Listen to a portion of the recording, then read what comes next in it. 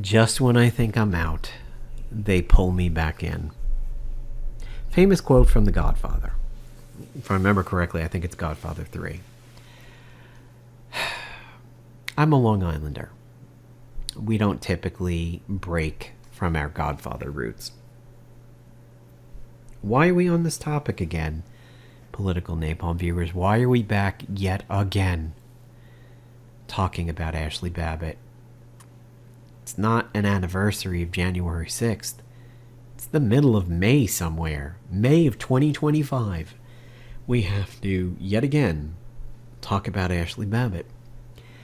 I'm going to warn you right now, there's going to be footage of the shooting in this video. If you are squeamish about that kind of stuff, this might not be the video for you, but right when I get into that portion of the video, I will pass a final warning to you. I've got up on my screen some footage of an older video that I had done on this, and it was about, did The Rock say he regretted voting for Biden, and was Ashli Babbitt in fact armed on January 6th of 2021. The reason why I'm going back to this video, it has a good compilation of footage that is going to be useful for this current video. So again, I said, why are we talking about her again? And that is because there are conversations circulating about whether or not Derek Chauvin should be pardoned. Because we are currently in a lawless administration. I mean, let's face it, 1,500 January 6th defendants were let go at Trump's behest. There was a more reasonable version of that at one point in time when it was going to be the more nonviolent people that were going to be released. But Trump is too stupid to get that done. It's too much time, too much effort, too much calories spent on powering the brain. And you know Trump, he says that body energy is finite and can't be recharged. Instead of working with a team of people to release those that you could make the case did their time, should be released, and keep the worst and most violent offenders in jail. No, that's too hard for Trump and his administration. He has to clean sweep, let them all go, including people who maced and pepper sprayed police, people who beat the Capitol Police with flagpoles and sticks and crutches, and people who took their shields, people who trampled them, people who committed breaking and entering and opened up the windows and doors so that the rest of the rioters can come in their wake. Jacob Chansley was one of those frontline people. He came in, and you'll see this a little later in the video, he's actually one of the first people that came in through an infamous breakpoint. That breakpoint not only let Chansley in, but it also let in Ashli Babbitt. And we're going to see that. The first thing I want to start off with is something that I talked about in my previous video. Ashli Babbitt was in fact armed. Before you think that this is a Photoshop or fake news or anything related to that, I want you to pay attention to the screen. And I'm going to make this very goddamn clear. This is Judicial Watch's website. If you don't know Judicial Watch, I will introduce you to it. It is run by this guy, Tom Fitton, aka Ill Fitton Shirts. Tom J. Fitton is an American conservative activist and president of Judicial Watch. He is this non-lawyer, fake lawyer guy who is often tried to advise Trump. He wears shirts that don't fit in some pathetic attempt to show off his arms and chest, but then also wears a heavy amount of makeup, including blush. So, yeah, go figure that one out. This is his website hosting the proof that Ashli Babbitt did in fact have a weapon on her persons on January 6th. People still don't know that. They think there were no arms on January 6th, and there were, and they think Ashli Babbitt was unarmed. She was not. She was armed with a 3-inch bladed Paraforce knife. The blade is 3.5 inches. The handle is 9, almost 9.5, 10 inches there. This is tip to base a 13.5-inch knife. You're going to feel this if you get stabbed by it, if it goes in between some ribs, if it goes into your gut, if it is dragged across your gut. You are going to feel this. She was armed. You ask any police officer patting down somebody and says, do you have any weapons on you, anything that could stick me or poke me in these pockets? And they say no, and a police officer pulls that out. What do you think that police officer is going to think or do at that point? Do you think the police officer is going to have considered that person armed? He's going to consider the person a liar, but that person's also going to be considered armed. Here is the forensic evidence that was put out there about Officer Bird's or Lieutenant Bird's shooting. Recovered was Miss Babbitt's clothing. Recovered was this Paraforce knife in a pocket, not the bag, not a jacket. A pants pocket could be very accessible right in a front pocket. And one coral-colored iPhone inside of a clear case. So this was her items that were retrieved. And then this portion here talks about the status of Lieutenant Bird's gun, which shows that he fired one shot, and that was the shot that killed Ashli Babbitt. So he didn't go crazy and unload like 5 rounds and just start shooting wildly. He shot one person. This is the official investigation into that. Ashli Babbitt was in fact armed. Was she brandishing it? Did Lieutenant Bird know that she was armed? No. But posthumously, the narrative that she was not armed is false, is ignorant of the facts. She was armed. Did Lieutenant Bird know that? No, he did not. The same way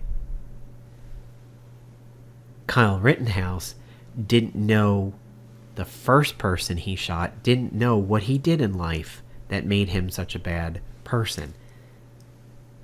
Neither Bird nor Kyle Rittenhouse knew what they were doing when they shot some person. Kyle Rittenhouse did not know that who he shot originally, that sparked the whole problem with him, was a bad person that just got out of a psych hospital or jail that day. I forget what that guy's circumstance was, but he did bad things in life. Lieutenant Bird did not know Ashli Babbitt was armed, but that is immaterial to this conversation, because what Ashli Babbitt was doing was wrong and threatening and potentially harmful to members of Congress. But we're going to go ahead and go a little further into that. Originally, Ashli Babbitt's family was trying to sue, saying that it was a wrongful death suit, that it was negligent. They were looking for $30 million for her death. This was not going to go anywhere until Trump came into power. Nikki, Ashli Babbitt's mother, has her own suite of criminal dealings now. At least 2 traffic violations, failure to obey. So boy, that seems to run in the family. Happened during a protest, 2 years anniversary of the attack, blah, blah, blah. But after Trump granted them clemency, the Department of Justice went from fighting this lawsuit and seeking to dismiss parts of it to settling with the Babbitt family for an undisclosed sum. In the lawsuit, the estate alleged that Babbitt's wrongful death was the result of government negligence. No, it was not. They were originally fighting it. 4 days after Trump took office, the department lawyers in Babbitt's estate asked for a scheduled court hearing on the notion or the motion to be delayed, and then they eventually settled out of court for X amount of money. So it went from the DOJ protecting the nation's best interest to simply capitulating because Trump and his administration said so, and they used the pardoning of the J6 rioters as one of the bases for that. However, Lieutenant Byrd was cleared of any wrongdoing. According to accounts and witnesses, Lieutenant Michael Byrd did issue commands to Ashli Babbitt and the other rioters (parentheses at the door) before firing his weapon. Byrd stated he was yelling and screaming for them to please stop and get back. He is unwavering in that when he has been interviewed and been on TV. He's repeated that when he was under police investigation for his actions. You are put under oath the same way you would in court when you have to answer for your actions to the police. So under oath, he stated, I said please stop and get back. He has stated it on TV interviews. You can see the proof here. Other witnesses also stated that the police and Secret Service personnel were telling rioters to get back and get out of the way. But the suit alleges he didn't provide warnings or commands, but the Justice Department determined that his actions were lawful and within policy of protecting the Capitol on that day. Byrd's account, supported by other accounts, suggests he did give commands, but they were not heeded. He gave commands. There's no way around that. Here is where the warning comes in. We are now going to break down the video footage of what happened during the shooting.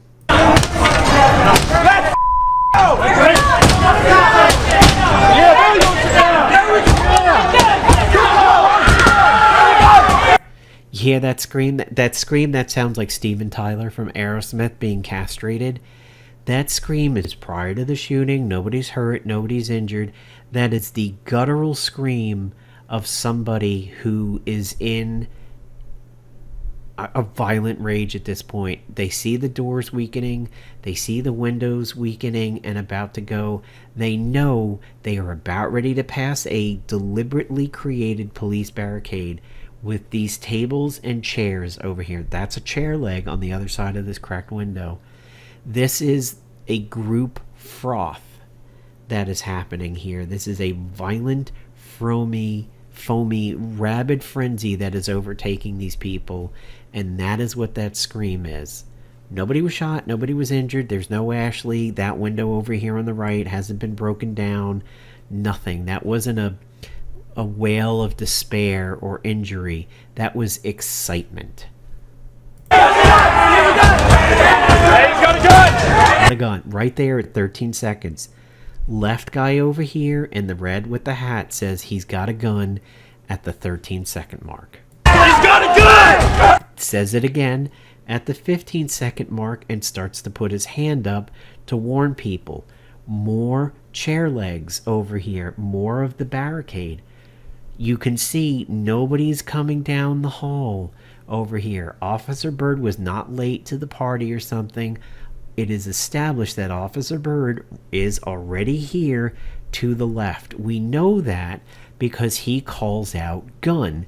That gun is coming from Officer Byrd here on the left side of the frame. You can even begin to see his hand out right there. This is about to get dirty, man. Blue guy, watch blue guy over here. Puts his hand up in a non-threatening gesture and then even takes it back from crossing the plane of the door. Brown guy goes up, sees the gun, he backs off in a hurry. Maybe he thought he was doing something, maybe he throws something at Byrd, I don't know, but he gets up there and immediately recoils, and this guy, red guy, blue guy, definitely are expressing rational thought. They're seeing the gun, they're trying to back away, they're trying to tell the other rioters not to do it. Brown guy seems like he still had a bit of bloodlust there, saw the gun, and even he backs up and goes, oh shit, wait a minute, no. And there's the shot 11 seconds later. We started this at 13 seconds for the calls for the gun, and people saying get back, and there's Ashli right there. 11 seconds later, She chose not to heed what her own group was doing and saying, and she chose not to heed what Officer Byrd was doing. Ignored the gun, ignored the barricade, was still going to go through no matter what. It does need to be stated that there is a person underneath Ashli over here helping her through, boosting her through this broken window. He is just as much responsible for her death as she herself is. Because if he wasn't boosting her, I don't necessarily know if she would have been able to get through. If she would have been able to get through, maybe not as easily, and could have been slowed down enough to collect her brain and realize she's making a terrible mistake and think, I'm trying to break through a barricaded hallway over here. So my apologies here. You're gonna have a little bit of a splice as I've had to stop the original video and take a break before getting into this second part. So where we left off was that I was explaining that I feel that the person who boosted Ashli up into that window should also potentially be held responsible for her death. If Ashli Babbitt's family wants true justice, the target is not just Officer Byrd for the shooting, but it is somebody who is right there under her butt helping push her through, which in the commotion and everything, we don't know if maybe she was trying to push back down, maybe she saw the gun and was changing her mind, maybe finally all the people's warnings were getting to her and she would have pulled back, but they were like a ballet lift. There were hands on her butt helping her get through. She could have gone through slower if she had been by herself, or maybe not even made it, and could have likely not been shot. But this person was helping seal her death sentence and put her in the line of fire. But there's no commentary on that, because it's simply a matter of going after Byrd. Because Byrd did what he needed to do in the line of duty. And you have to remember something. Ashli Babbitt was QAnon. She was a quidiot. A quidiot is deep, deep bedfellows with being just a fucking idiot. They are one and the same. Quidiocy is the modern day equivalent of people who in the 1980s got paid $15 to have an article written about them in the National Enquirer saying that an alien spaceship came and sucked them up out of a cornfield in Nebraska somewhere with only one cow as a witness, and they got anally probed and then returned to Earth. The Blues, the Greys, blah blah blah. At the beginning of COVID, these Hollywood stars who got caught out of the country like Tom Hanks and John Travolta can't get back to the States because they'll be arrested for child abuse charges, and the Vatican's going to go dark, and they're going to take away the Pope, and they're going to find the tunnels under the Vatican where the kids were. QAnon is insane, as was Ashli. She was a QAnon adherent. It has been reported multiple times that she was into QAnon. Quidiocy is brain rot. Quidiocy turns normal people into rabid, psychopathic ferrets. Or wolverines, or badgers, or Tasmanian devils, whatever small mammalian creature you want to think of in that. They lose their mind, they don't think clearly, and they essentially become these like flat earther types.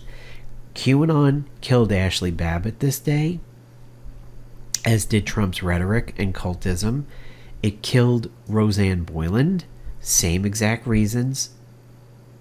It killed that Powers lady who I think was getting served and she got shot in her home. QAnon kills. It disrupts people's mental facilities so bad that they do not think rationally, and they just become lizard brain cavemen people who just, they don't think. And that is what happened to her that day. Just go out and look at the videos of her screaming, "Where's Kamala? Where's Kamala? Where's Kamala?" That is not. That is a very much an unhinged person, as we saw earlier in the video. The way she pushes people out of the way and everything like that when she entered the grounds. That was a person on a mission, and she was probably very much not in her right mind at that point. One thing I want to show here is this is the account of Thomas Barani, who was one of the people that was behind Ashli. As a matter of fact, he was the one catching Ashli after she was shot. Byrd had always stated, "I had been yelling and screaming, 'Please stop, get back, stop.'" It's what he said under oath during his police investigation. It's what he said in interviews. And this guy, Thomas Barani, backs it up.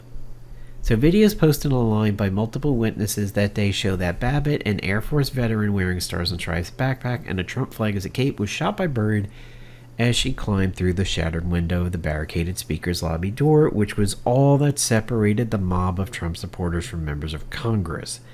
The officer's statement matches the account of a fellow member of the pro-Trump mob. This is not a person who has a vested interest in defending Officer Byrd. This is somebody on Ashli's side of the fence and Ashli's side of the political spectrum.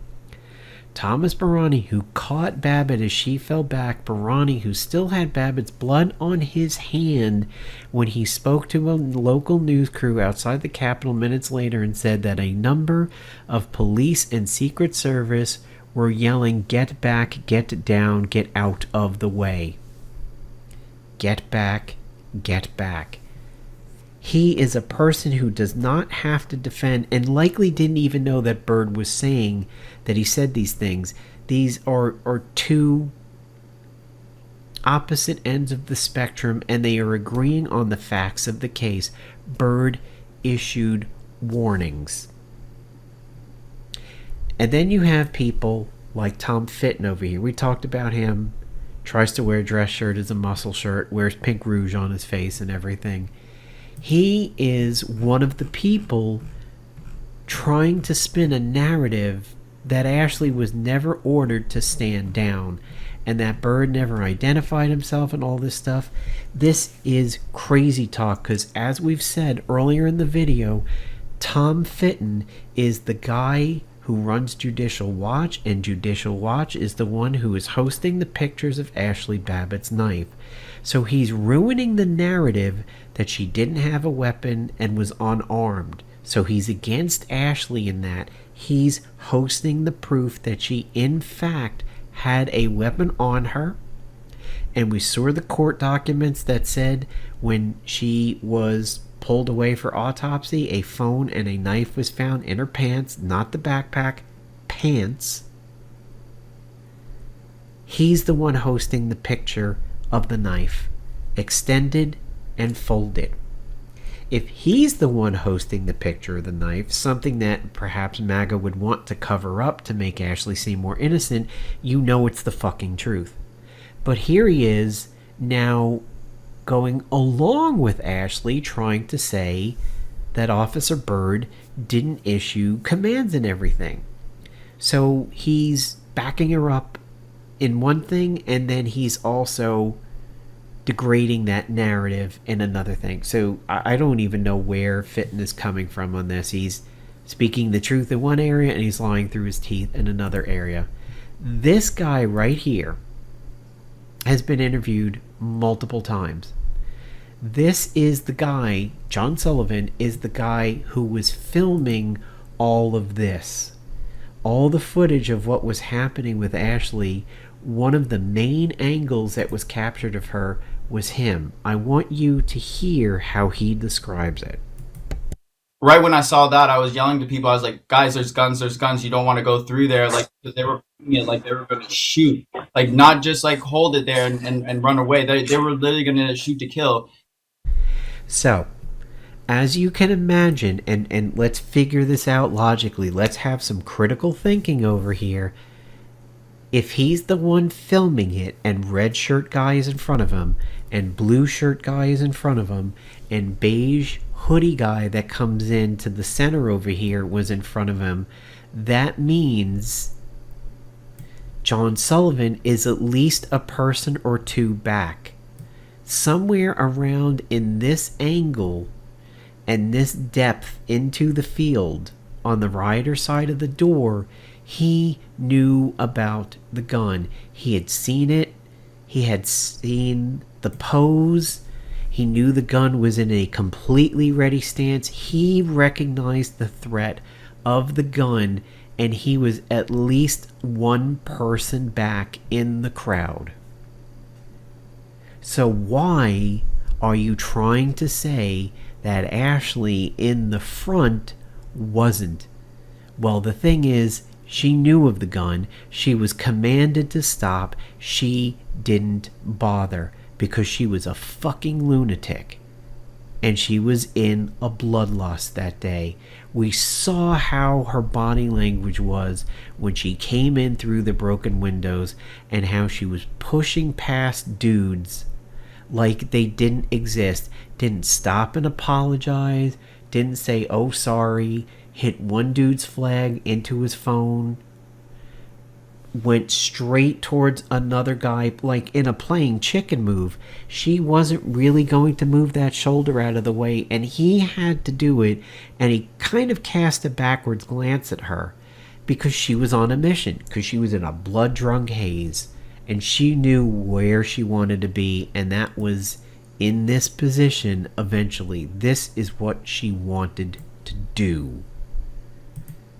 So let's listen to this guy further. The second that she climbed through the window, she got shot like right in the neck area, fell backwards, and I just remember like the sense of shot in the neck area, and he points to his upper chest, like the clavicle area, the shoulder bone, says got shot there and fell back, directly contradicting Trump and his violent, shit-stirring rhetoric when Trump kept saying that she was shot in the head, that Officer Byrd shot her in the head. And you know what Trump was doing with that. It's his baby language. It's his low-class, low IQ language, where it's like, this thug shot her like a dog. He's used that rhetoric before. He's talked about it with the Middle East killings that have happened. We got that guy shot him like a dog and all that stuff. It's the rhetoric he was doing the same thing against Byrd, trying to rile up his base to make it sound more violent, more heinous than it really was, and more targeted, more specific, more on purpose. And that was not the case. She was shot in the chest area, up towards the shoulder. The clavicle is where he points. You just have to do an autopsy search, and we could probably find out exactly where she was shot. But being shot in the head the way Trump did it is not true and is a lie, just like a whole bunch of other stuff is with this Ashli Babbitt situation. Here is Speaker McCarthy backing up Officer Byrd, saying he did what he needed to do. I made your calls to fly back to Blue. Do you believe the actions taken by the U.S. Capitol Police officer who shot Ashli Babbitt were appropriate, or do you think that he was acting like a thug in the words of the former president? Well, you've asked me this question before, and we've answered it many times there. When you look at it, he had a job to defend this Capitol, and that's what he was going through doing, yes. He had a job to defend this Capitol, and that's what he was going to be doing. I mean, I don't know how much more clear it needs to be made to people like this Nikki Munitz, who have spent countless hours today trying to attack Officer Byrd to multiple people, trying to stick her fingers in her ears and go, la la la, I'm not hearing you, to all these people who posted videos and gave proof. This Josh guy, this TNK, that Melanie's talking about, Floyd, should have complied, all these things over here. Link the video of the officer making himself visible to Babbitt, calling the officer a pussy, and things like that. Yeah, he's sneaking up from he's not sneaking up. He'd been there the whole time. She says to some people, like, should have made his presence known, but then goes and admits that people in the video are in fact saying gun and pointing to it. I don't know how you see this video and say he had no presence there when people stop pounding on the doors and the windows, yell gun, gun, gun, and back away. If Ashli was unaware that he was there, then that is Ashli's fault, because everybody surrounding her, including a dude who was one level back in the mob, saw him, commented on it. That's her own unawareness that got her killed at that point, because everybody else in the front line was aware, and even people a row or two back in the mob were aware that he's there. So this is MAGA. This is MAGA just sitting there, living in their own little fragile eggshell reality that can't let true and honest facts break in and get to them. They just have to sit there and keep repeating the same thing over and over and over again. It's like a lullaby to them. They're self-soothing. They're like, no presence, snuck up, no presence, snuck up, not commanded, no presence, snuck up, not commanded. Oh, I'm going to go to sleep now.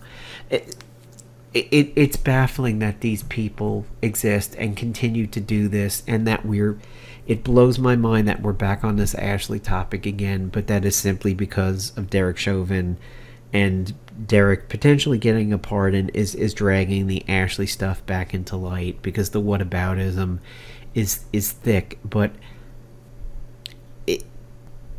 you have a person testifying under oath, and you have a generally established procedure of what a cop does. We know what a fireman would do. We know what an EMT would do. We know what a doctor would do. We know what a police would do. There is a common society assumption that those people are going to act a certain way unless proven otherwise. And these videos of Bird and the shooting do not prove she wasn't commanded. Everybody is on this side of the door, is on this side of thick windows. The yelling, the screaming, the bashing, the pounding. You're not going to hear what he says, even if he was saying it. But you have to take into account the facts, and societal norms would say a police was going to give warning. Other members saw the gun, commented on it, backed off, and under oath he stated what he said.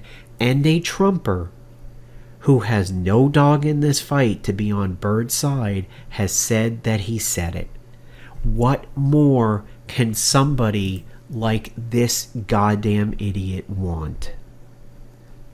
It blows my mind. But yeah, and I even linked my earlier video to this person, and they continue to post to people, totally ignoring the proof of Ashli's state of mind and the fact that other people were calling out the gun and everything. And she spent hours just totally ignoring the video that I posted with the proof. Other people brought it up. Other people brought up the same videos that I did, and she still just goes on and goes la la la la la. Presence, commands, snuck up. Presence, commands, snuck up. This is what Trump has done to people, has done to this country. This is basically also what QAnon has done to people. Pizzagate, Pizzagate, Pizzagate, Wayfair, Pizzagate, Pizzagate, Pizzagate, and they'll take it to their graves. Totally Darwin at work. Thanks for watching, everybody.